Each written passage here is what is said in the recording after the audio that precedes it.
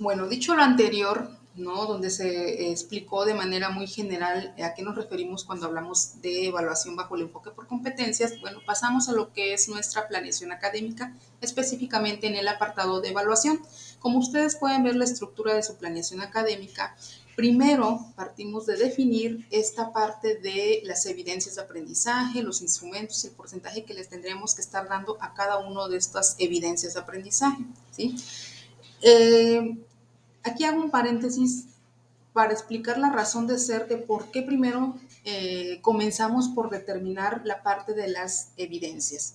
Sin duda alguna creemos, ¿no? O somos partidarios de la idea de que el enfoque por competencias nos lleva a nosotros eh, prever, ¿no? De una u otra manera, qué es lo que estamos esperando que el estudiante sea capaz de hacer con base a los contenidos temáticos de nuestra materia. En ese sentido, debemos de visualizar cuáles van a ser estas evidencias, esos productos, resultados de aprendizaje por parte del estudiante. Esa es una de las razones por las cuales nuestro formato de planeación académica nos pide forzosamente, ¿no? Empezar a diseñar o comenzar a pensar cuáles van a ser nuestros productos. Aquí sí es importante también resaltar que si bien es cierto nosotros definimos, ¿no?, estos productos, también somos conscientes que a lo largo del proceso estos productos pueden cambiar. Repito nuevamente, la planeación académica no es una camisa de fuerzas, pero sí debemos nosotros tener esta guía, ¿no?, que nos permita a nosotros definir, ¿no?, de entrada qué es lo que estoy esperando por parte del estudiante. Con estos contenidos temáticos que yo le voy a brindar al estudiante, tendrá que ser capaz de, y eso es lo que vamos a definir en cada uno de estos periodos. Pueden ustedes visualizar que nuestro formato nos solicita definir el periodo de evaluación parcial, el periodo de evaluación ordinario, el extraordinario y el periodo de regularización, ¿sí? Ojo, profesores, cuando la materia tiene características o es denominada taller, no se tiene que definir estos periodos, porque no nos vamos a periodo extraordinario y periodo de regularización. Sin embargo, sí debemos definir lo que es el periodo parcial y el periodo ordinario. Institucionalmente, nosotros tenemos o manejamos dos periodos o dos momentos de evaluación: el periodo parcial, donde se hace un corte, y el periodo ordinario, que es al finalizar el semestre, ¿sí? Ahora bien, cuando nosotros comenzamos a determinar cuáles van a ser nuestras evidencias de aprendizaje, nuestros productos que le vamos a estar solicitando al estudiante, ¿sí?, primero debemos de partir de la idea de seleccionar con qué instrumento lo vamos a evaluar. Bueno, entonces, ¿cómo vamos a integrar o cómo vamos a agregar nuestras evidencias de aprendizaje? Bueno, tenemos que darle clic en la pestañita que dice agregar evidencia, ¿sí? Antes de establecer lo que es la evidencia, nos pide que seleccionemos el instrumento con el cual yo, profesor, voy a estar evaluando esa evidencia del estudiante, ¿sí? Como recordarán, tenemos la opción de seleccionar tres instrumentos, que estos tres instrumentos ya son los que de manera institucional nosotros tenemos establecidos en nuestras aulas virtuales, que tiene que ver con la rúbrica, la guía de evaluación, lista de cotejo y el examen con clave, ¿sí? Una vez que nosotros seleccionemos, vamos a poner, les voy a dar el ejemplo, una rúbrica. Le voy a dar continuar y en ese momento me va a estar abriendo una pantallita de diálogo donde yo voy a poder editar, ¿no?, y establecer el nombre de la evidencia de aprendizaje. Sí es importante aquí, antes de continuar, hacerles mención que el instrumento que yo seleccione en esta parte de la planeación académica debe de corresponder a lo que yo voy a diseñar en mi aula virtual, ¿sí? En un inicio yo les decía que, si bien es cierto, la planeación académica no es una camisa de fuerza, si yo decido hacer algún cambio en cuanto a la determinación que hice de los instrumentos y de las evidencias en mi planeación académica, debo estarlo reportando forzosamente a mi responsable de aseguramiento de la calidad académica, ¿sí? Y en ese sentido, tal vez en la planeación académica ya no podré hacer los cambios, pero sí tendría que estarlos haciendo en mi aula virtual, ¿sí? Entonces, En mi planeación académica solamente voy a seleccionar y determinar cuál va a ser el instrumento y la evidencia de aprendizaje que voy a solicitar. Y en mi aula virtual tendré que diseñar ese instrumento de evaluación, ¿sí? Con la determinación de los criterios que voy a estarle evaluando al producto que el estudiante me hará entrega, ¿sí? En ese sentido, aquí yo voy a editar, voy a poner la evidencia de aprendizaje, el producto que yo le voy a estar pidiendo al estudiante que me entregue, ¿sí? Ojo, es importante que sean muy puntuales en la determinación de este producto. Una de las cuestiones que debemos de evitar es redactar en términos de actividad el producto. Debemos de ser claros, precisos y determinantes en el producto. Si es un ensayo, establecer el ensayo.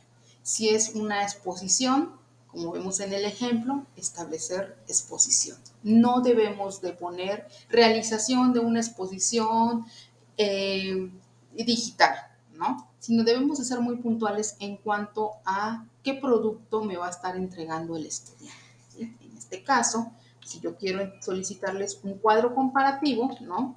Entonces voy a estar estableciendo el nombre. Aquí ya depende mucho del estilo de los profesores a la hora de determinar el producto. Hay muchos profesores que suelen solamente determinar el producto como tal y otros profesores suelen determinar el producto, pero mencionando a qué corresponde ese producto. Es decir, cuadro comparativo sobre los antecedentes históricos de la educación, ¿no? Por ejemplo. ¿Es válido? Sí, pero lo que no es válido es que usted me redacte en forma de actividad. ¿Dónde sí voy a redactar? En la metodología de enseñanza-aprendizaje. Cuando yo llegue a este apartado, donde yo tendría que estar redactando todo lo que el estudiante tendrá que estar haciendo para llegar a esta evidencia de aprendizaje o evidencia de logro, ¿sí? Ahora bien, una vez determinada nuestro producto que le vamos a solicitar al estudiante, debemos de seleccionar el porcentaje que le voy a estar asignando a este producto, recordando que si nosotros le damos clic en la pestaña del porcentaje, ¿sí? Aquí nos permite determinar, ¿no? Del 5% hasta el 100%, ¿sí? Ojo, maestros, no es válido que solamente con una evidencia ustedes evalúen el aprendizaje del estudiante, ¿sí? Recordemos nuevamente, trabajamos bajo el enfoque por competencias. En ese sentido, nos estaría demandando que yo, profesor, piense qué productos el estudiante me tendría que estar entregando en función de determinar el desempeño del mismo, ¿sí? Entonces, ¿cuántos productos? Depende, ¿no? De las características de la materia, depende también de todo lo que hayamos abarcado hasta los periodos que nos solicita la institución en ese sentido, ¿no? 3, ¿es válido? Sí, es aceptable. 2, podríamos decir que no nos está permitiendo, no nos estaría permitiendo identificar este desempeño, este avance por parte del estudiante. Más de 5, ya estaríamos nosotros mismos, ¿no? Llenándonos, ¿no? Y también podría ser un poco complejo para el estudiante la entrega de tantas evidencias. Recordemos que nosotros vamos a evaluar, ¿no? Y el instrumento que vamos a emplear es un instrumento que tendríamos que estar empleando por estudiante. Entonces, seamos conscientes, maestros, y sobre todo responsables en el sentido de, si tengo un grupo de 30 alumnos y son 2 o 3 materias que doy en el semestre, se nos va a duplicar la forma de evaluar y sobre todo podríamos estar perdiendo esta parte de la retroalimentación que le tendríamos que estar brindando al estudiante. Entonces, en ese sentido, no es recomendable tantas evidencias de aprendizaje, sino aquellas evidencias que realmente son significativas y que de una u otra manera me está permitiendo a mi profesor identificar el avance que el estudiante lleva hasta este momento, ¿sí? Entonces, bueno, aquí yo voy a seleccionar el porcentaje que le quiero dar a este producto, ¿sí? Ya sea que mi cuadro comparativo para mí va a tener un valor del 30%, ¿sí? Ojo maestros, bueno, esto que yo hago en el periodo parcial lo tengo que hacer en mi periodo ordinario, en el periodo extraordinario y en el periodo de regularización. Estos dos últimos no aplica para materias que tienen características o que son denominadas taller. En ese caso no tendrán que llenar este apartado. Sin embargo, las otras materias que no tienen esta característica sí tendrán que establecer como una propuesta tentativa si un estudiante de mi materia se va a estos periodos, ¿con qué lo podría estar evaluando? Y ahí sí es válido, maestro, que usted diga, yo con un examen de conocimiento lo estaría evaluando y ese examen de conocimiento vale un 100%, adelante. Es una propuesta tentativa pensando si un estudiante de mi materia se va a ambos periodos, ¿cómo lo estaría yo evaluando? ¿Sí? O un proyecto final que vale el 100%. Ahí sí podemos solamente dejar una evidencia, un producto que yo le estaría solicitando al estudiante. Caso contrario, en el periodo parcial y en el periodo ordinario sí tendríamos que estar como determinando cuáles van a ser el conjunto de productos, de evidencias que le voy a estar solicitando al estudiante. Y para recordarles también que no podremos avanzar de este apartado si no determinamos el 100%. Si el conjunto de evidencias del periodo parcial no me da este 100% de la calificación o del porcentaje obtenido por parte del estudiante. Es decir, aquí como ustedes se pueden dar cuenta, me está dando en el periodo parcial un 80%. Si yo le doy continuar, me va a aparecer una leyenda, ¿no? Donde me está indicando que el periodo parcial, la suma total de los porcentajes a cada instrumento, pues debe de ser igual al 100%. En ese sentido, pues tendría yo que estar ajustando, ¿no? De tal manera que mis 4 evidencias, mis 3 evidencias den este 100%, ¿sí? Aquí sí también hago una observación en relación al instrumento de evaluación. ¿Cómo yo, profesor, voy a determinar qué instrumento es el acorde o el que tendría yo que estar diseñando, seleccionando para evaluar la evidencia del estudiante? Debemos de ser conscientes, maestro, que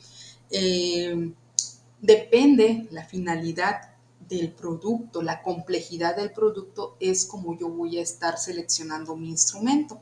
Es decir, si solamente quiero medir presencia o ausencia de ciertos elementos dentro de un producto del estudiante, dentro de un producto o una evidencia de aprendizaje por parte del estudiante, en ese sentido tendríamos que estar entonces empleando lo que es una lista de cotejo, ¿sí? Donde mide presencia o ausencia, sí o no.